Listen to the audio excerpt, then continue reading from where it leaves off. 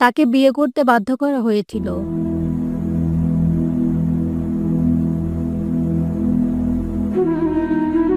দরজার পাশে মোর্শেদ বসেছিলেন, বিড়ি ফোকাচ্ছিলেন।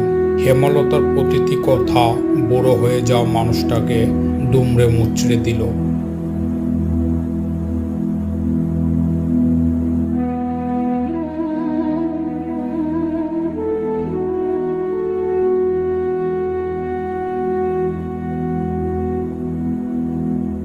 তিনি বিড়ি নিয়ে বেরিয়ে যান চৌরাস্তার উদ্দেশ্যে।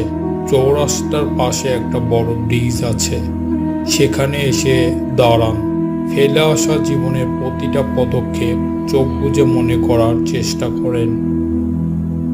আম্মা, প্রতিজ্ঞা করেছিলাম আর প্রশ্ন করব না, তবু বলবো একদিন।